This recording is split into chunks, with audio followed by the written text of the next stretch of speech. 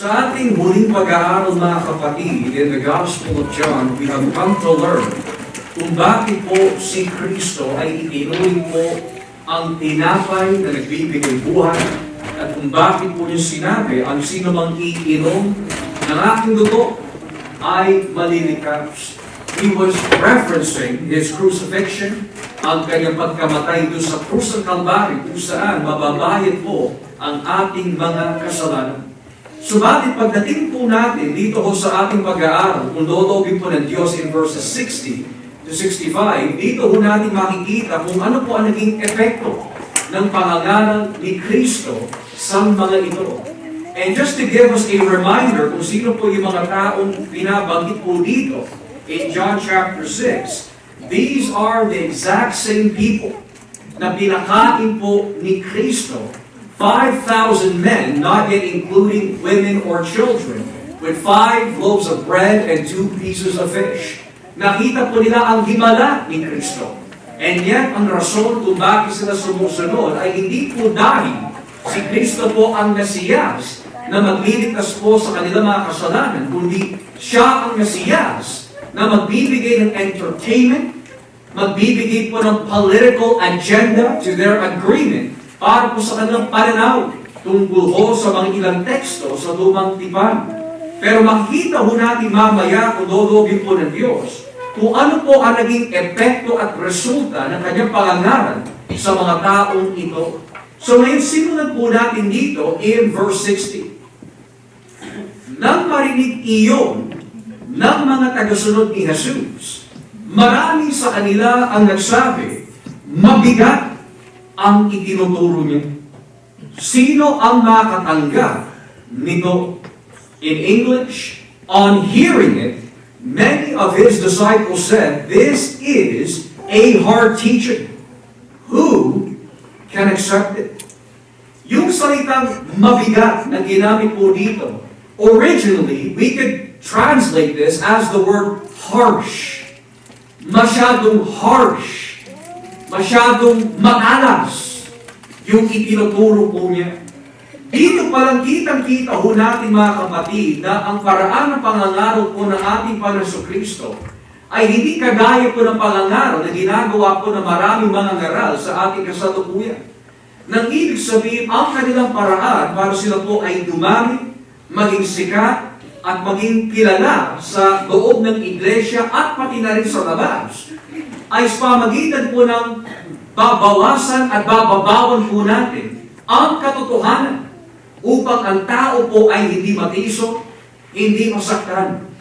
Nang ibig sabihin, kapag may mga bago, may mga dayuhan, o masasabi po natin, mga baby Christian na papasok po in the church, kailangan dahan-dahan lang po ang pangangaral upang hindi sila mawala. Pero iba ang estilo ng ating Panginoon. Ang sabi po dito ng kanyang mga alagad, and we must notice something later on, that yung alagad na binabanggit po dito are not true disciples, but artificial. Mga followers lamang sa muso, pero hindi followers sa puso.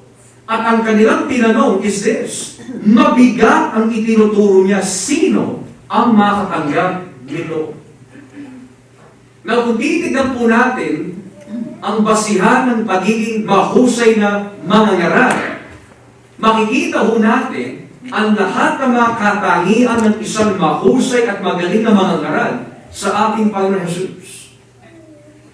And the reason why we must say this is because mismo si Nicodemus, ang tanyag na guro ng Israel, ang nagsabi kay Jesus, O Guro. Ang tawag po niya kay Nicodemus ay guro. And for someone like Nicodemus to call Jesus a teacher would give us some insight of explanation that for Jesus to be called a teacher would mean humana ang mga Pariseo, humana ang mga eskriba sa kanyang kalidad, sa kanyang karunungan at kaalaman at pagtuturo. And for Jesus to be a teacher and preacher, and to say that yung kanyang paraan ay padahan-dahan lang, at hindi daw siya nakasugat ng damdamin, at siya po ay mababaw sa kanilang pagpapaliwanag in the sense, hindi niya sasabihin ang katotohanan sa mga tao, is completely false. Kasi napakalinaw na sinasabi po sa talatang 60, mabigat ang itinuturo niya. Bakit napaka-importante mga kapatid na tularan po natin ang ating Panginoon sa kanyang mga itinuturo? Is because kung nais po natin malaman kung sino ang tunay sa hindi, kailangan ihayag ang katotohanan. At yan ang rason kung bakit ipinangako ni Kristo ang mensaheng ito sa libong-libong mga tao na sumusunod po sa Kanya. Dahil para kay Kristo, hindi numero, hindi bilang, hindi dami ang kanyang hangarin. Ang hangarin po ng ating Panginoon, sino ang magpupuri at sasamba sa aking Ama sa Espiritu at katotohanan. Pero kung ilalagay po natin ang ating mga mangangaral sa ating kasalukuyan at ilalagay po natin sa panahon po ni Kristo, maaari ito ang gandang gagawin. Wow, ang daming dumadalo. Hindi muna ako mangangaro tungkol sa kasalanan. Hindi muna ako mangangaro tungkol sa pagsisisi. Hindi muna ako mangangaro tungkol sa mga bagay na maaari yung pa maging dahilan kung bakit sila aalis sa simbahan. Pero iba ang ating Panginoon. Literally, it says, His teachings are harsh. They're hard sayings. Mabigat. And we might ask the question, Brother Josh, ano po ba ang itinuro ng ating Panginoon kung bakit naging mabigat ang kanyang mga ipinangaro sa kanila? Ano po ba yung mga doktrina? Ano po ba yung mga katuruan na itinuring harsh ng mga tagapakinig? Well, unang-una, kung babasahin po natin ang talatang 26 at 27, dito ho natin makikita ang mga ilang katuruan ni Kristo sa kanila. Verses 26 and 27. Tignan niyo ha. Sumagot si Jesus sa kanila, ang totoo, hinahanap niyo ako. Hindi dahil sa mga nakita ninyong himala, kundi dahil nakakain kayo ng mga tinapay at nabusog. Huwag kayong magtrabaho para lang sa pagkain na sisira, kundi para sa pagkain hindi nasisira at nakapagbibigay ng buhay na walang hanggan. Ako na anak ng tao ang siyang magbibigay sa inyo ng pagkain ito, dahil ako ang binigyan ng Ama ng kapangyarihan magbigay nito. So paano po naging mabigat ang mensahe ni Kristo? Unang-una, pinulgar ni Jesus kung ano talaga ang motibo ng mga ito. Alam niyo po, pagdating sa pakikinig na salita po ng Diyos, may mga oras na tayo po ay magsasabi ng Amen kapag hindi masakit ang pangangarap.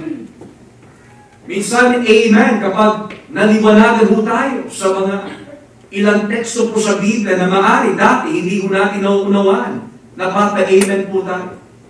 Pero kapag nasasagi na ang ating motibo, nasasagi na ang ating baluktot na pamumuhay, maling pag-iisip, o mga gawain na hindi angkop sa kalooban ng Diyos, biglang nawawala yung salitang Amen sa ating mga bibig. Biglang nasusugatan ho ang ating kaluluwa. At para po sa iba, lalo po nilang pinapatigas ang kanilang mga puso. At kinakapitan po lalo nila ang kanilang pagmamataas dahil hindi nila matanggap na binubuksan ng banal na Espiritu ang ating pagkatao sa salamin ng Diyos, which is the Word of God. It is God's mirror for the man's heart. Yan ang ayaw mapakinggan ng mga tao. Gusto lang nila na pagpapala lamang ang ipangarap. Gusto lamang po nila matutunan tungkol sa mga bagay na hindi angkop sa kanilang buhay. Yan ang naging problema din sa panahon po ni Propeta Isaiah.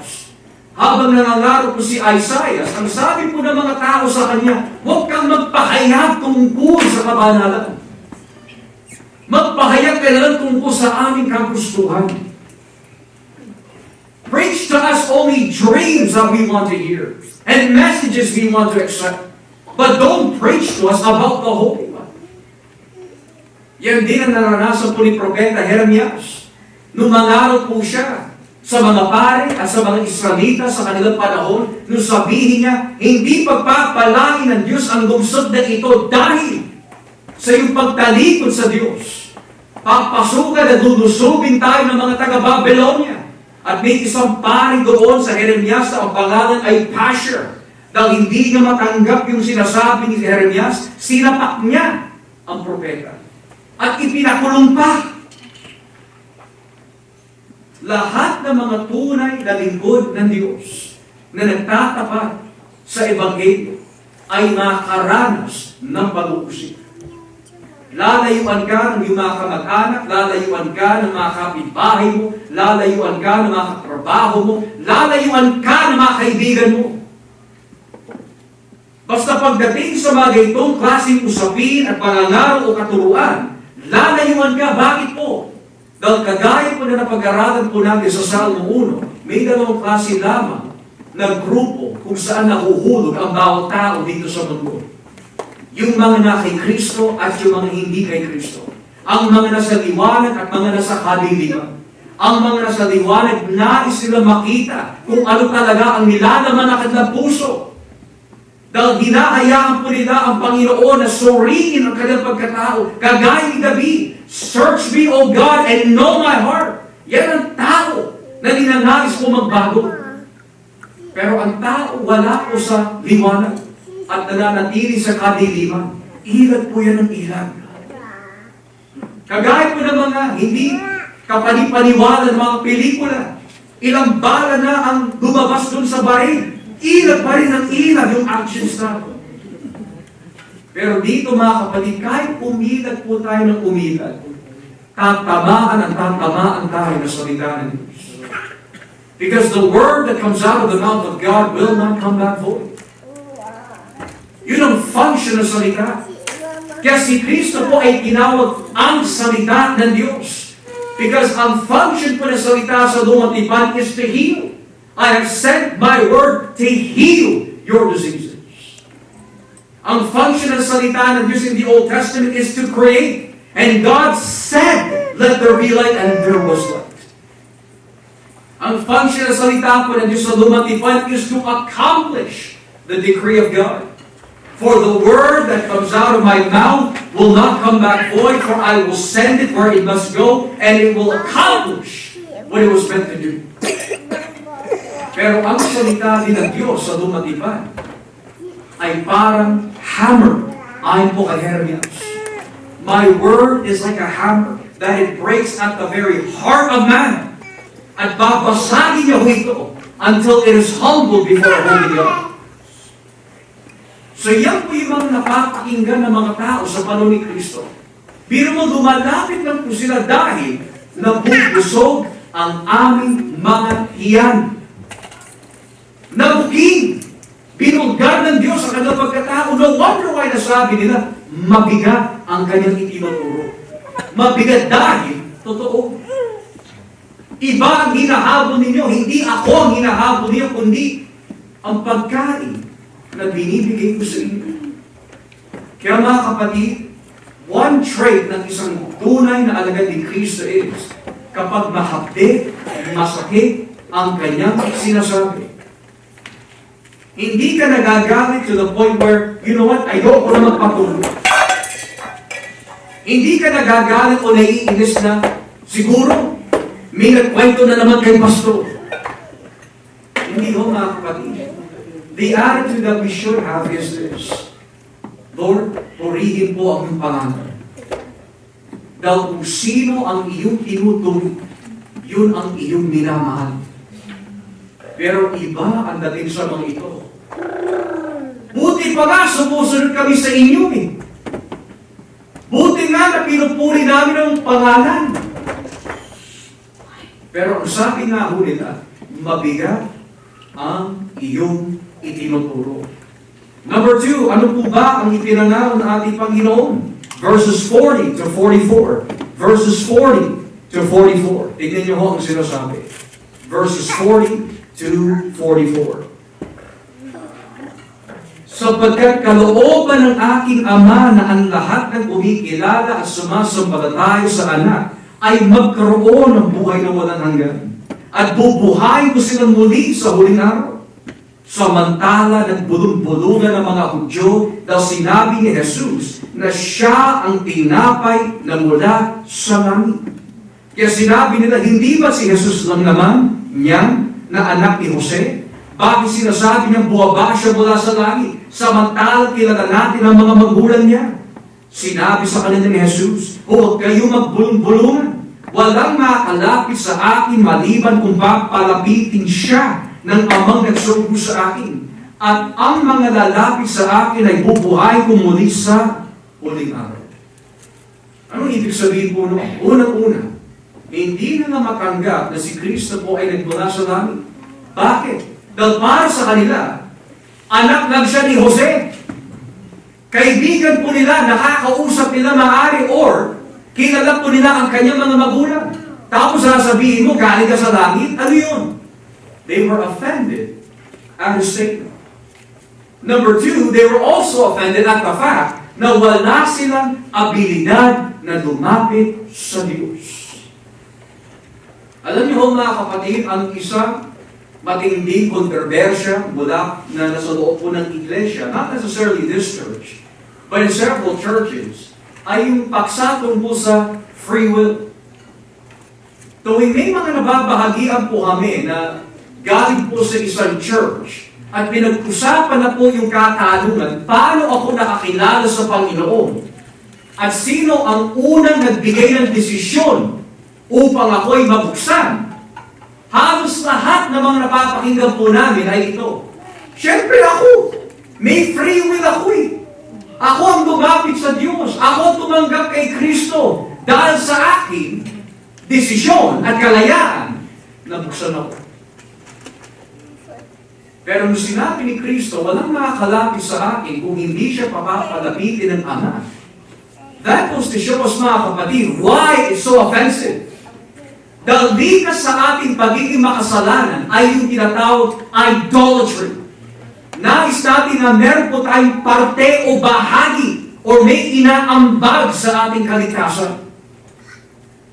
Hindi natin matanggap na si Kristo ang gumawa ng lahat.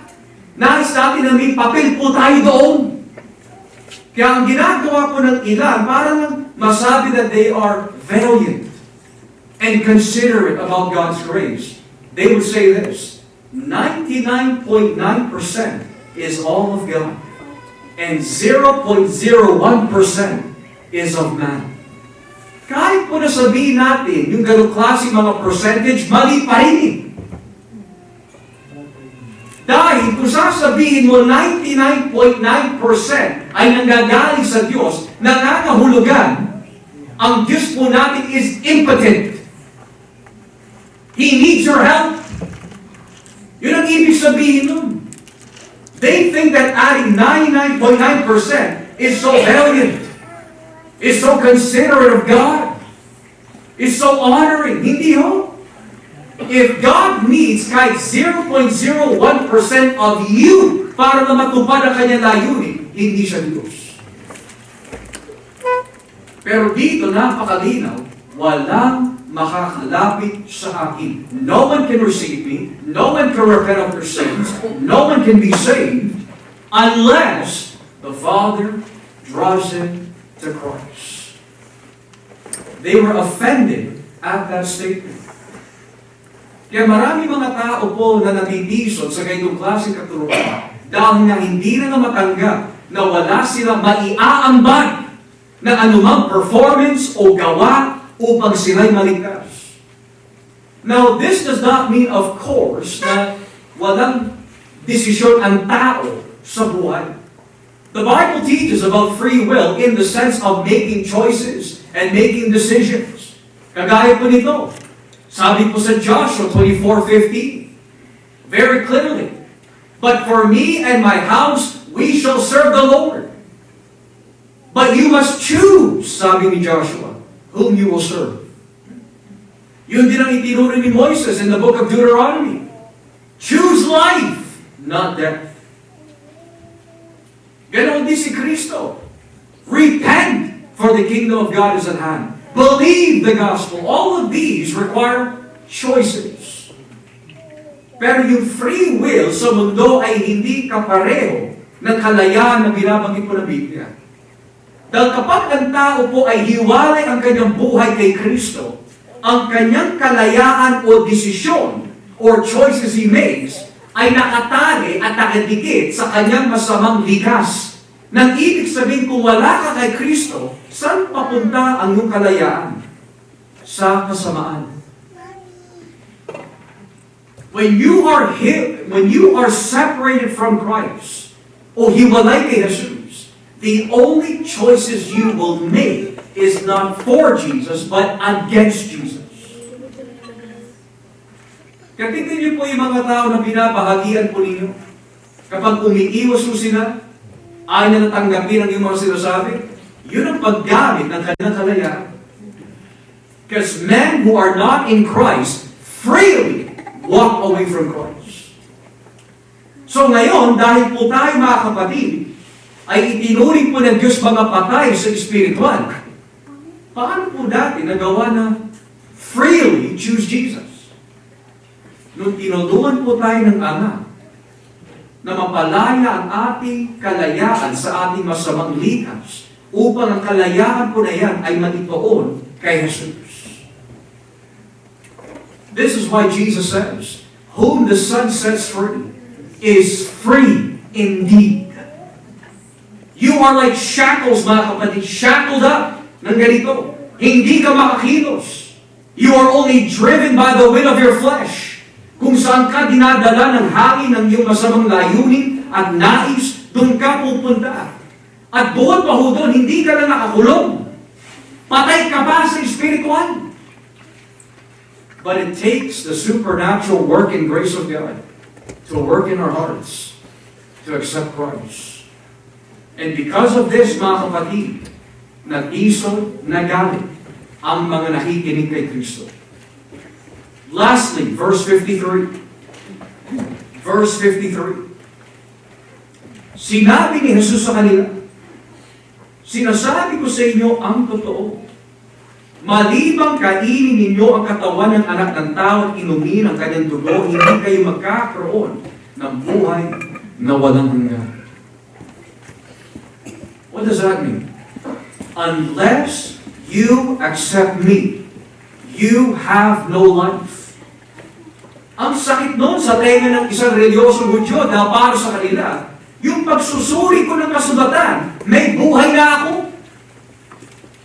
Ang hapdi noon sa isang Hudyo na religyoso dahil para sa kanila, basta pumunta lang ako sa loob ng sinagoga, pumasok ako doon at manalangin sa morning, afternoon, and evening, nasa akin na ang buhay.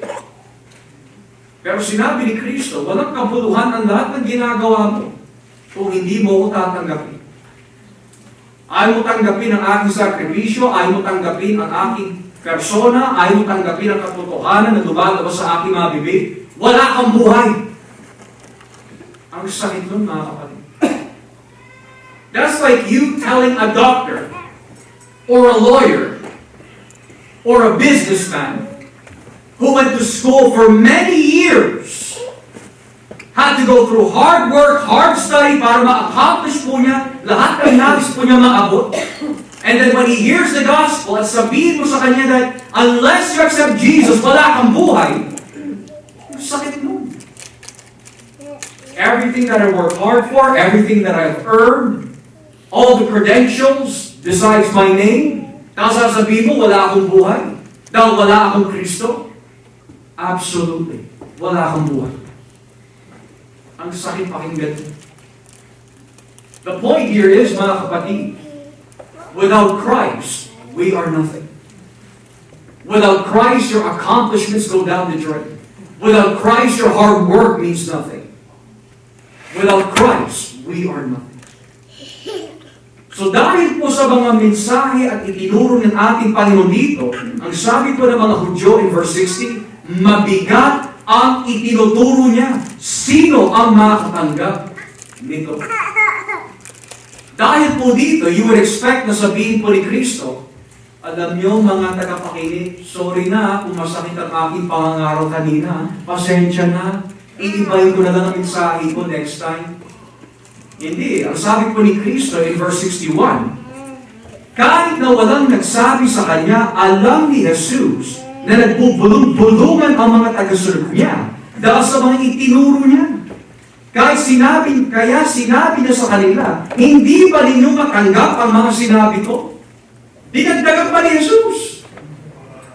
Hindi na po sinabi ni Jesus, Tana. Pasensya na, nakasakit ako ng damdamin. O hagda tayo, friends na tayo. Yung bang ginawa ng ating Panginoon? Hindi. Ang sabi niya, bakit?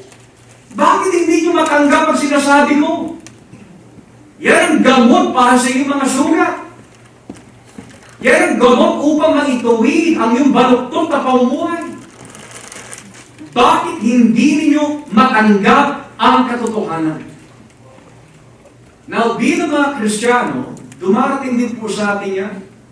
Kapag hindi po tayo nagbabantay sa ating spiritual at nakakarinig po tayo ng makalas at mabigat na pagtuturo, ang gawain po ng ilan is, kapag tinamaan ng salita ng Diyos, hindi na magpapakita sa susunod na linggo.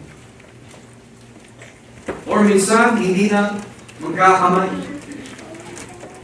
Or minsan, hindi magbabate. Bakit ho? Dahil masakit. Ang gawain naman ng ilan, huhukayin yung mga nakaraan para lang masabi, kapantay ko na siya, sinaktan mo, sasaktan rin kita.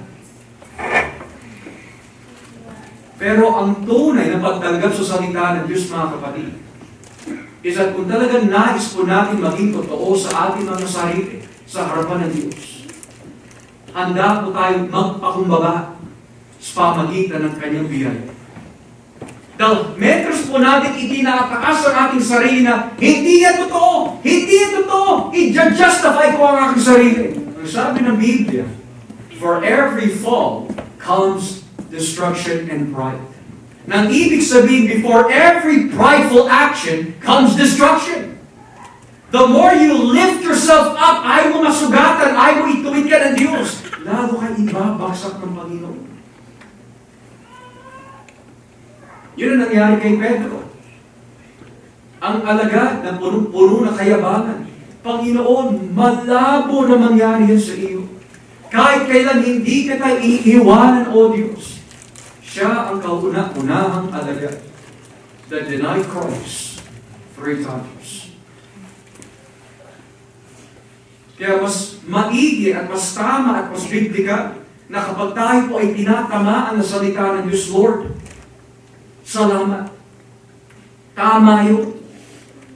Alam ko, hindi maganda pakinggan sa aking mga kahinga. Pero kung ito ang paraan po ninyo upang ako'y lumago sa kabanalan,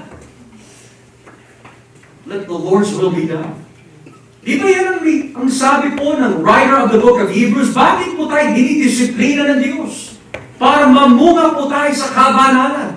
Ang taong hindi marunong tumanggap ng pagtutuwi ay hindi nais lumago sa kabanalan. Walang nais magbago. Dahil ang pananaw ng mga tao may edad o kahit yung mga taong bata pa na maraming binabasa kapag tinutuwid mo sila, sino ka ba para turuan ako? Sino ka?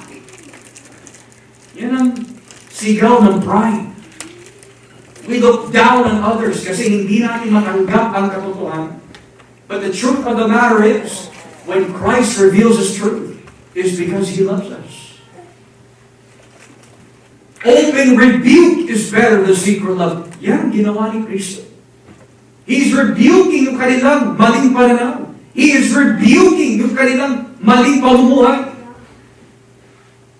So the attitude of a true Christian, mga kapatid, whether it's in the church, in the home, if your wife is correcting you in a godly way, if your husband is correcting you in a godly way, if your children are correcting you in a godly way, if there are people outside the home correcting you in a godly way, what is the response of a Christian? If it's in the Bible, and it's true, and it's correct, and they're doing it out of care and love, and not out of arrogance or ignorance, say, kapatid, mahal, thank you. Pero kung hindi tayo marunong tumanggap ng pagtutuloy, something is wrong. Not just here, but here. When we reject correction, we reject Christ. Why is that? Kasi saan na nanggagaling yung pagtutuwid? Kay Kristo. Nagbigay po ng magandang halimbawa ang isang mangangaral tuwing ang sino mang Kristiyano ay nagbabahagi ng salita ng Diyos. Sabi niya, the chef of the Bible is God. And the Christian is nothing more than a waiter or waitress that serves the hearers of what the chef is cooking. Nang ibig sabihin, ang trabaho po natin is not to stir, ang trabaho po natin is not to add ingredients, magbawas ng ingredients, o pagandahin ang plato, o pagandahin ang kakainin, because God has already done that. Ang trabaho po natin as waiter and waitresses in the kingdom is to deliver. Make sure you deliver correctly. Make sure you deliver whatever's on the plate. Huwag kang magtatanggal, huwag kang magdadagdag. Just deliver it. So when that word is delivered, at tinatanggap po natin yun, tinatanggap din natin si Kristo. Hindi yung, pag hindi mo matanggap ang katotohanan, hindi ko tinatanggap yung sinasabi ni Pastor. Hindi naman ako eh. I'm just a waiter in God's kingdom. Sino yung tinakot natin? These are not my words. At makikita ho natin mamaya kung saan nanggagaling ang mga salita ni Kristo. Basahin po natin dito mga kapatid sa talatang 62. Paano pa kaya kung makita ninyo ako na anak ng tao na pumapagitaas pabalik sa aking pinanggagalingan? Ang banal na Espiritu ang nagbibigay buhay. Hindi ito magagawa ng tao. Ang mga salitang sinabi ko sa inyo ay mula sa Espiritu at nakakapagbigay buhay. Now you see the Trinity in chapter 6. The Father sends the true bread, Christ, and what Christ speaks is the words of the Spirit. Nakikita natin ang tatlong persona in John chapter 6. The Father sends, Jesus accomplishes, the Holy Spirit applies. Now, we must also understand dito in verse 61, paano po nalaman ni Kristo kung ano yung binubulong ng mga ito?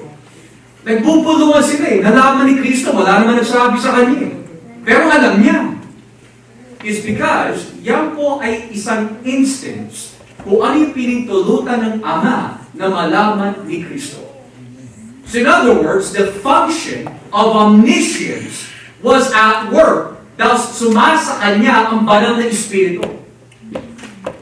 So saan po ba nanggagaling ang supernatural insight? Sa banal na Espiritu. At paano po nagagawa ni Kristo na alamin kung ano ang nasa loobin ng isang tao kahit wala po siya sinasabi sa panlabas? It's because nababasa ni Kristo ang puso ng bawat isa. Sa loob ng iglesia, pwede po tayo magnitian. Pero alam ng Diyos kung nakangiti ka talaga sa loob.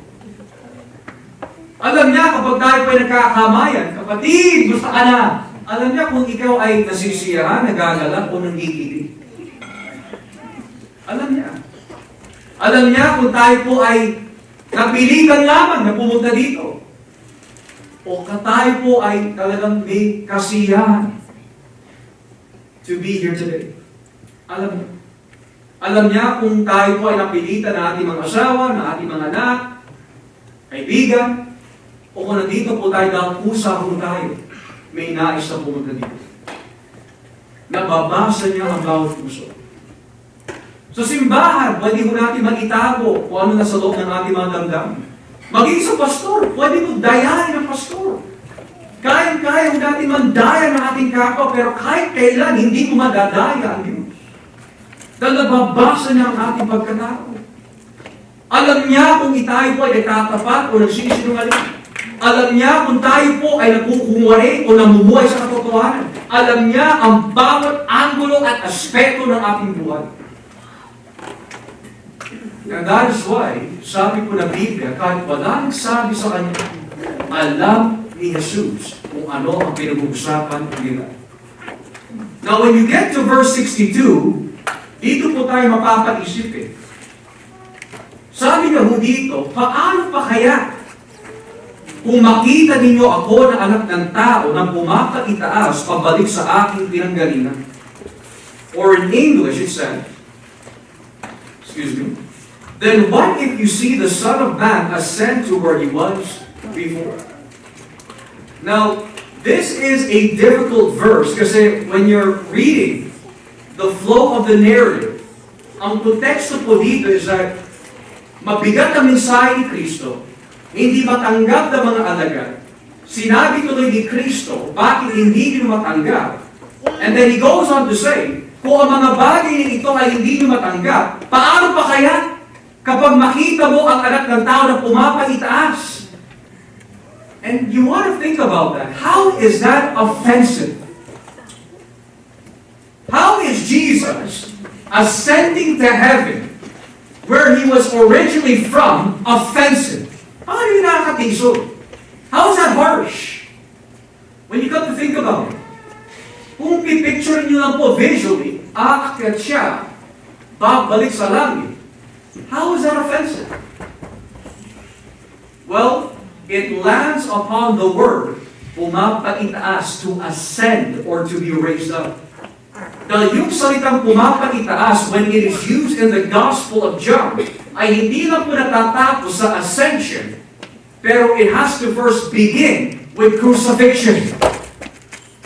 Nang ibig sabihin, kung natatandaan po natin dito sa Juan Kapitulo 3, kung ating po babasahin, may nabanggit na po ang ating Panginoon tungkol sa salitang itinaas o ipapaitaas. O itataas rather. Sabi ho dito sa John 3 verse 14. Tignan niyo ho. Sinabi pa ni Jesus kung paanong itinaas ni Moises ang aas na tanso sa ilang ay ganoon din naman ako. Ako din naman. Ako na anak ng tao ay dapat din itaas. Ano po bang ibig sabihin ng itaas po dito? Well, dati, ang itinuturo ko ho noon is that kapag tinaas mo ang pangalan ni Kristo, o kapag tayo pa nagbigay puri kay Kristo, hindi ho. Ang ibig sabihin ng itinaas there is to be raised up while He's on the cross. Crucifixion. So balik po tayo doon sa katanungan po kanina. How is Jesus ascending to heaven offensive? Because ang ibig sabihin po na salitang pumapaitaas ay may dalawang kaganapan that we can say na nakatali po dito. Crucifixion, ascension. This means it becomes offensive dahil ang pananaw ng mga Hudyo is kapag dumating ang Mesiyas, He is our victor. He is our champion. Lilipulin po niya ang lahat ng kaharian. Pero kung siya ay ipapako sa krus, katitisuran po yung sa amin. Eh yan pa naman sinabi ni Pablo, for the preaching of the cross is foolishness to them that perish. To the Jews, stumbling block, katitisuran. To the Greeks, kamangmangan. So talagang offensive yun. Dahil para sa mga Hudyo, ang darating na tagapagligtas ay hindi mamamatay. Pero hindi nila binasa ng maigi ang Isaiah 53. Yan din ang hindi binabasa ng marami mga Hudyo sa Israel as we speak. May mga video po sa YouTube na may mga missionaries and evangelists, tinatanong po nila ang mga Hudyo. When you read this passage, and he was pointing to Isaiah 53, sabi niya, who do you think this sounds like? Well, it sounds like Jesus of the New Testament. And he says, you're right. But this is from Isaiah 53. Hindi binabasa ng mga Hudyo maaari sa kanilang mga sinagoga ang Isaiah 53. At kung binabasa naman po ng mga rabbi ang Isaiah 53, ito ang kanilang paliwanag. Hindi yung tumutukoy sa isang persona, tumutukoy yan sa bansa. It's not referring to a person, it's referring to a nation. So Israel daw yun, it's not Jesus. And yet we see here that dahil po sa maling pangunawa tungkol kay Kristo, natison sila. What if the Jesus that you know is not just only a Jesus of blessing, a Jesus of love, a Jesus of mercy, and a Jesus of forgiveness? What if He's also a Jesus who demands everything about you? What if He's a Jesus who requires commitment? Will you be offended? What if He's a Jesus that tells you, you shall not yoke with an unbeliever? You shall seek the kingdom of God first, rather than your priorities in life. What if that's the Jesus that is presented to you? Will you be offended? No, offend the mga Hudyo. Because the Jesus in their head was a miracle worker who gives bread. Anak lamang ni Jose. But He is not God in the flesh. What type of Jesus is presented in the churches? Marami. The Mormon Jesus, tao na naging Diyos, baliktad. Jehovah Witness Jesus, isang nilalang lamang ni Jehovah.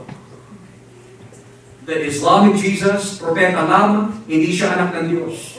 Allah has no son. That's your creedal orthodox statement. Para sa mga Muslim. Pero sa ating mga kapatid, anong klaseng Jesus ang pinaglilingkuran natin? Kung Jesus ng Biblia, purihin ang Panginoon. Kung Jesus ng ating isipan lamang, delikado yun. Yun ang rason kung bakit po sinabi ni Apostol Juan in 1 John, mga anak, lumayo kayo sa mga Diyos-Diyosan. Alam niyo po bakit sinabi niya Diyos-Diyosan? Hindi rin po ito tinutukoy niya ho dito, kundi yung maling pananaw tungkol kay Jesus. So Jesus is saying, bakit hindi nyo matanggap? Paano pa kaya kung makita mo na ako'y maibako sa krus, mamatay, mabuhay muli after 3 days at umakyat na kung saan ako galing talaga? That's offensive to the Jews. So ngayon, sino po ang makakatanggap ng kanyang mabigat na turo? Verse 63. Ang banal na Espiritu ang nagbibigay buhay. Hindi ito magagawa ng tao. Ang mga salitang sinabi ko sa inyo ay mula sa Espiritu at nakapagbibigay ng buhay. The Spirit gives life. Now, I'm not going to take you through it. I'll only summarize it and quote it. Pero itong katuruan o konsepto tungkol na ang banal na Espiritu ay nagbibigay buhay is not a new doctrine. Hindi ito katuruan lamang sa Bagong Tipan. It is an Old Testament teaching. Mula po sa Genesis chapter 1, in the beginning, God created the heavens and the earth. And the earth was without form and void, and darkness was upon the face of the deep. And the Spirit of God was over the waters. Ano yung ibig sabihin na siya po ay nasa ibabaw ng tubig? Para nakaganon na? No. It's another way of saying, inahanda po niya ang mundo na magkaroon ng buhay.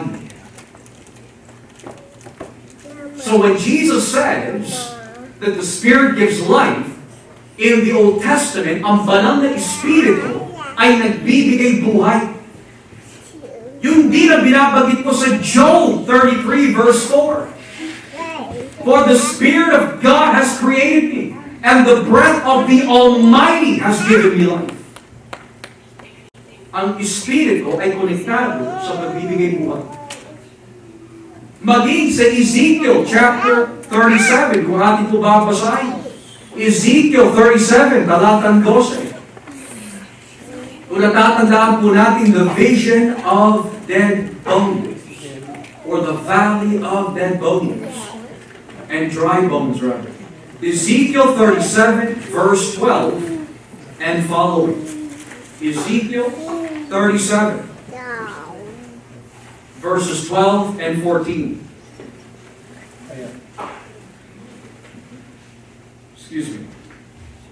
Kaya sabihin mo sa kanila na ako, ang Panginoon Diyos, ay nagsasabi, mga mamamayan ko, bubuksan ko ang mga libingan ninyo, bubuhay ko kayong muli at ibabalik sa lupain ng Israel. Kapag binuksan ko ang libingan ninyo at binuhay ko kayong muli, malalaman ninyo mga mamamayan ko na ako ang Panginoon. Ibibigay ko sa inyo ang aking espiritu at mabubuhay kayo. Patitirahin ko kayo sa sarili ninyong lupain. At malalaman nga ninyo na ako ang Panginoon na tumutupad ng aking pangako. Ako ang Panginoon ang nagsasabi nito. Ano po ang konteksto ng Ezekiel 37? May nakita po na pangitain ang propeta, si Ezekiel, isang valley of dry bones. Walang laman, walang litid, walang life whatsoever. And sinabi po ni Yahweh doon sa propeta, Ezekiel, anak ng tao, ito ang sabihin mo. Speak to the wind. Ruach, na kung tawagin. Wind, spirit. Speak to the wind. And that these bones ay magkaroon ng buhay. Ang nilalarawan po ng dead bones po na yun, or dry bones, ay yung mga Israelita in captivity. They were under Babylonian captivity. But once God returns to them, the nation ay magkakaroon ng buhay, not by might, nor by power, but by God's Spirit. Pero hindi lamang nalilimitahan lamang sa mga tao na taga-Israel, kundi ang mga tunay na Israelita sa espiritual ay binigyan ng banal na espiritu. Kaya may mga katanungan Pastor, ang lahat po ba ng tao ay nakakatanggap ng banal na espiritu? Hindi. Si Kristo mismo ang nagsabi, not everyone receives the Spirit of God, for they do not know Him. So ngayon, sino po ang nakakatanggap sa mabibigat na mensahe ni Kristo? Sino yung mga tao mabubuhay kagaya po sa Ezekiel 37? Sino yung mga tao, mga kapatid, na tatanggap sa ating Panginoon? Yung mga taong kung saan nananahan ang banal na Espiritu. So if you have accepted Jesus and you have accepted His Word, is because the Spirit of God dwells in us. Which means, sino po ang pwede tumanggap sa mga spiritual na katuruan? Yung mga tao who have the Holy Spirit. Where do we find that in the Bible? Unang Korinto kapitulo 2. 1 Corinthians chapter 2. Unang Korinto kapitulo 2. Talatang 13. 1 Corinthians chapter 2 verse 13. Who can accept spiritual truth? Those who have the Spirit of God. Unang Korinto 2, talatang 13. Sabi ho dito, kaya nga, ipinangangaral namin ang mga bagay ni ito sa pamagitan ng mga salitang mula sa banal na Espiritu. At hindi mula sa karunungan ng tao. Ipinangangaral namin ang espiritual na mga bagay sa mga tao, pinananahanan ng Espiritu. Ngunit sa taong hindi pinananahanan ng Espiritu ng Diyos, hindi niya tinatanggap ang mga aral mula sa Espiritu, dahil para sa kanya, ito'y kamangmangan. At hindi niya ito nauunawaan. Dahil ang mga bagay na ito'y nauunawaan lamang sa tulong ng Espiritu. Minsan naririnig ko natin, alam mo, brother, wala sa iyo ang banal na Espiritu kasi hindi ka nakapaggagawa ng himala. Alam mo, sister, wala sa iyo ang kapuspos na Espiritu dahil hindi ka nagsasalita ng ibang wika na hindi mo natutunan or speaking in tongues. O brother, wala sa iyo Espiritu kasi konti lang alam mo sa Biblia. But in reality, yung tanggapin mo lang ang salita ng Diyos ng taus-puso, sumasa atin ang Banal na Espiritu. Yung maunawaan mo the beauty of Christ, sumasa atin po ang Banal na Espiritu. Yung may nais ka magbago for Jesus, sumasa inyo na ang Banal na Espiritu. Mali-mali ang characterization ng mga tao when they say, maybe he doesn't have the Spirit. Maybe she has a little bit about the Spirit. No. Yung tanggapin at maunawaan mo for who Jesus is and why He died on the cross and the beauty of our Savior. At may nais ka na paglingkuran siya, you have the Holy Spirit. Whether you understand the Bible in all its fullness or not. And let me tell you as an encouragement, wala ning isang sa atin that will ever understand the Bible in all its fullness. Kahit ngayon mga kapatid, I still don't understand the details or the fuller, greater details of the Bible. So my encouragement po sa mga Christians who've read the Bible already cover to cover, read it again. Pastor, what if I've read it the second time? Read it for the third time. And then the fourth time. Then the fifth time. Hanggang mamatay ka, o hanggang bumalik si Kristo. Because kada mo binabasa ang Biblia, the more insight you get from the Holy Spirit. Kumbaga, mga layers yun eh. Okay, you've read the Bible as cover to cover. That's only the first layer. That's only if you read it right. Huwag natin sabihin you've read the Bible cover to cover, pero you're only skimming through it. That's not reading the Bible cover to cover. Reading means kapag binabasa mo, minanamnam mo. Sinusuri mo maigi. That means if it's only one verse at a time, do it. There's treasures in this book, mga kapatid. Hindi yung, binasa ko niya, tapos pag tinanong mo, saan mo mababasa yun? Hindi ko na matandaan. Hindi ko talaga binasa. Nang maigi. So after you've read the Bible cover to cover, first layer lang yun. Read it as the second time, second layer yun. Read it the third time, third layer. Eh, ang Bible, infinite ang layers yan, mga kapatid. So, walang katapusan ang pag-aaral ng Biblia. At habang tumatanda po tayo sa pananampalataya, your love for Jesus, it's all the more richer. Because from Genesis to Malachi, from Genesis to Revelation, nakikita mo the structure of the Bible. And how it's pointing to Christ. Maging sa Genesis 1:1, let there be light. In Genesis 1, let there be light. Yung pala, the true foreshadow of that light ay si Kristo, who shines in our hearts. And that's 2 Corinthians chapter 4 or 1 Corinthians chapter 4. Sa 2 Korinto 4, sabi ni Pablo, if the gospel is hidden sa mga taong mapapahamak, sa atin naman, His light shines in our hearts. That's from Genesis 1. At bakit po nagiging masarap ang pag-aaral? Because it is from the Holy Spirit. It's life. Kaya kung minsan lumalabas po sa ating mga bibig, no?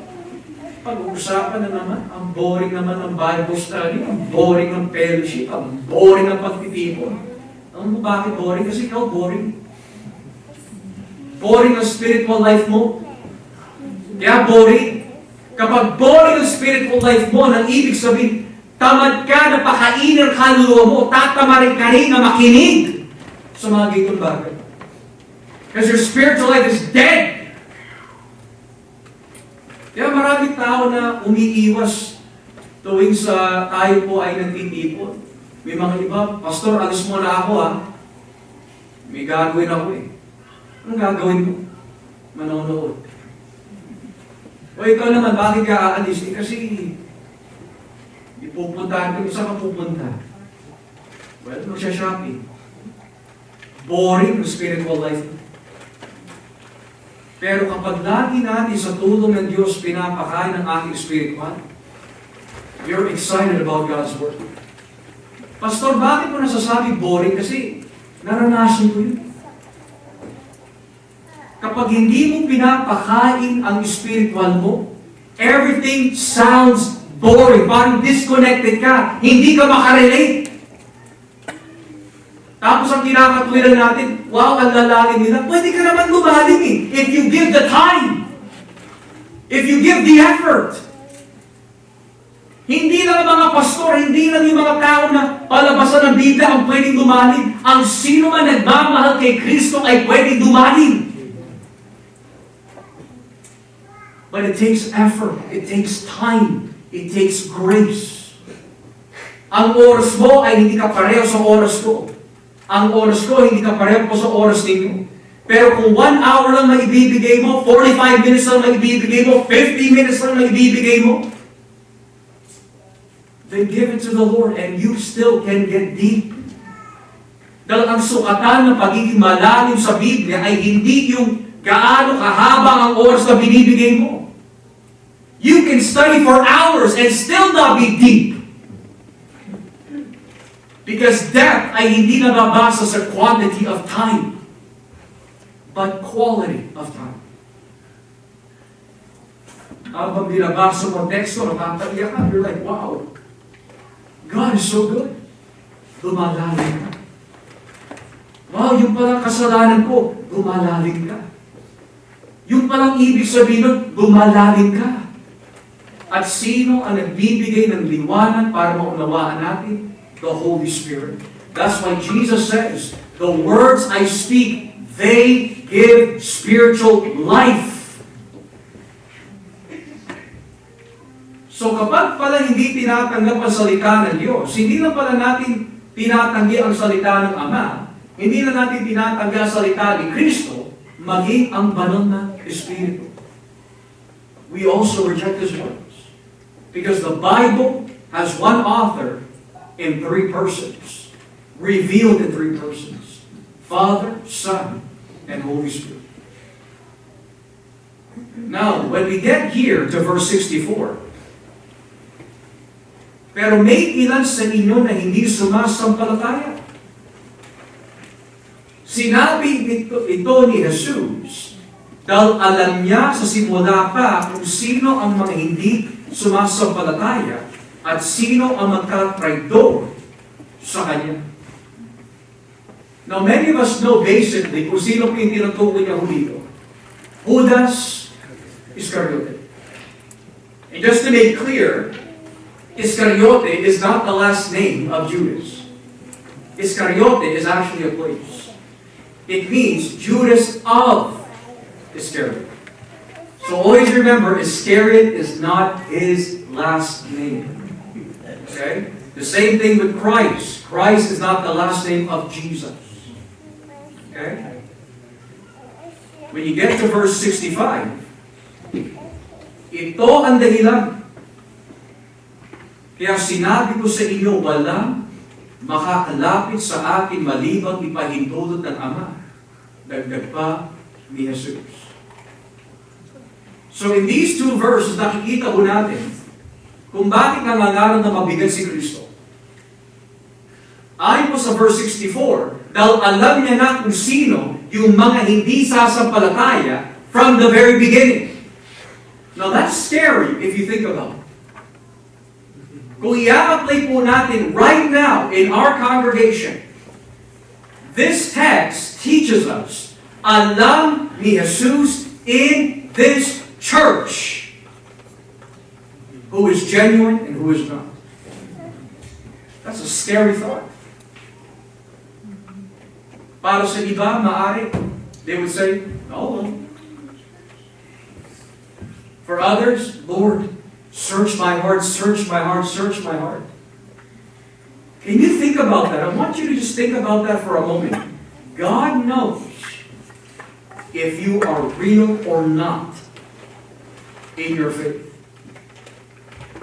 Maaari tinanggap mo lang si Kristo daw na pasama ka lang dito. Maaari tinanggap mo lang si Kristo daw natatakot na mamatay. Maaari tinanggap mo si Kristo daw gusto mo ng kagalingan. Pero alam ni Jesus kung ano talaga ang pananampalataya. Is it legit or is it counterfeit? Is it sincere or is it fake? You know, Sa aking lumang teolohiya, itinuturo ko noon at sa pagbabalik ko ni Kristo, ang mga naging lukewarm ay may iwan dito sa mundo, and then kapag ako'y nagsisi, after 7 years, babalikan ako ni Kristo. Maling-mali ang aking katuruan at paniniwala ko noon. You know why? Because the more I read the Bible, kapag bumalik si Kristo at nadatnyan po niya ako lukewarm, He's gonna kill me. Papatayin ako ni Kristo. He's not gonna say, Joshua, naging lukewarm ka, diyan ka na muna sa 7-year tribulation, babalikan na lang kita kapag nagsisi ka. Hindi pala yun ang tinuturo ng Biblia. No wonder why lahat ng mga isinusulat ni Pablo in 1st and 2nd Thessalonians has this language. Hindi tayo kagaya ng mga natutulog dahil kapag bumalik na si Kristo na parang magnanakaw sa gabi, they will be caught unaware, full of destruction. Hindi yung itinuturo ko noon, pag bumalik si Kristo, nakuha niya po ako, o nakita niya po ako na lukewarm, I'll stay here on the earth, and then I will go through the tribulation, and then kapag nagsisi, He'll come back for me. Hindi pala. When He catches me as a fake believer, He will kill me. So man, if Jesus were to come back right now, will He spare you by grace? Or will He destroy you because you're fake? Sinabi ho dito sa verse 64, may ilan sa inyo na hindi sumasampalataya dahil alam na niya sa simula pa lang kung sino ang mga hindi sasampalataya. Sa gayon, paano magagawa ng tao na sumampalataya kay Jesus? 65.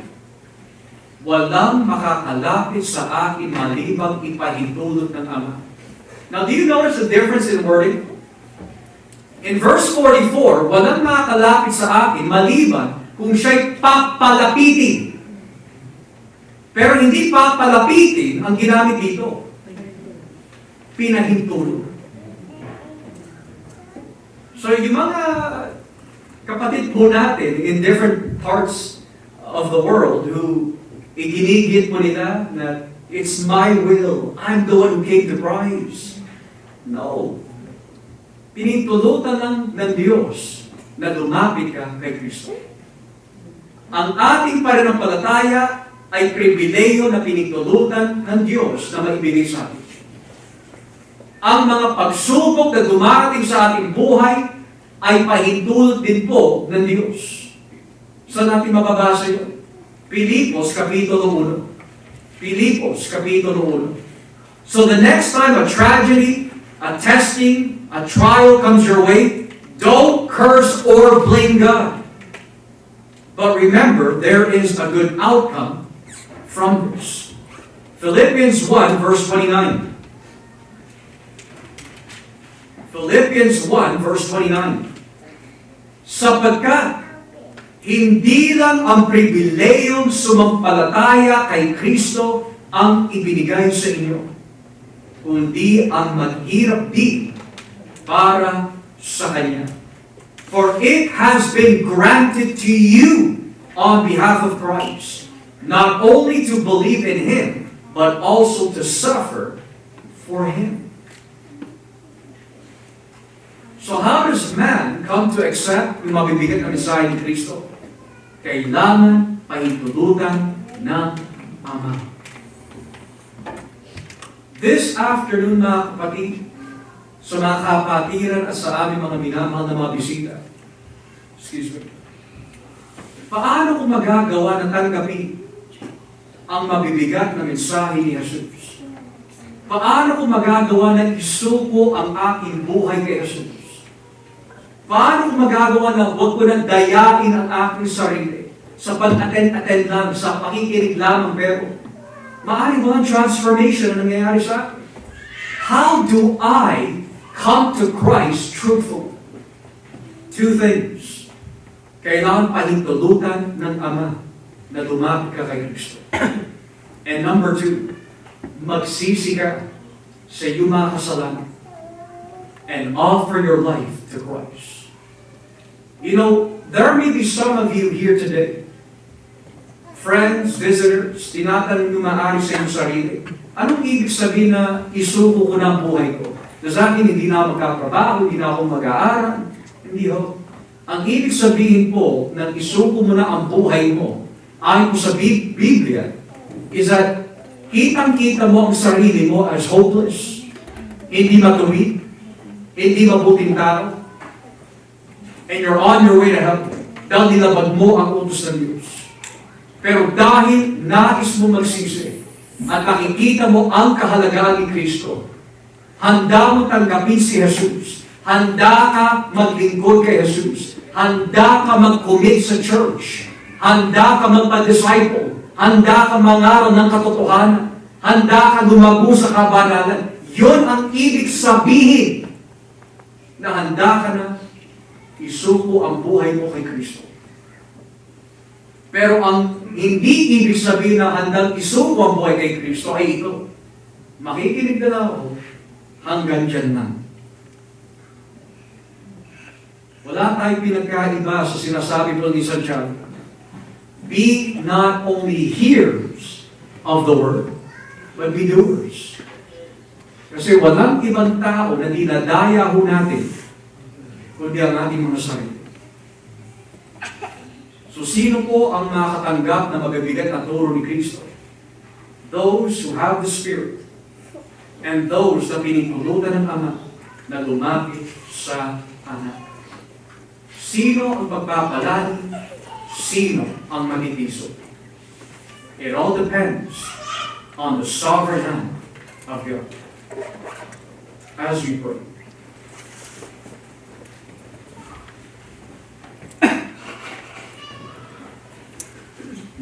Panginoon, kami po ay nagpapasalamat dahil ipinakita niyo po sa amin ang kahulugan ng mga teksto ito.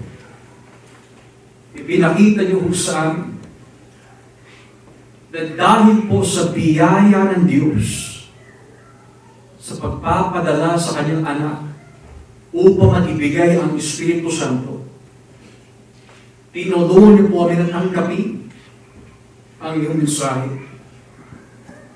Bilang mga Kristiyano, kami po ay nagkakasala sa araw-araw. Sa isip, sa gawa, sa pananalita. Pero lagi niyo po kami tinutulungan, Panginoon, na magbago. At tinutulungan niyo rin po kami, Panginoon, na huwag manatili sa aming lumang pagkatao. Kaya dalayan po namin, Lord, sa mga Kristiyano na tulungan niyo po kami na tanggapin po lalo ang mga itinuturo ni Jesus na mabibigat at maari hindi masarap pakinggan sa tenga upang mapatunayan sumasa amin ang Espiritu ng Diyos. Ganoon din sa aming mga minamahal na nandito po ngayon na maaari kung hindi pa ho nila tinatanggap si Kristo. O Lord, buksan niyo po ang aming puso.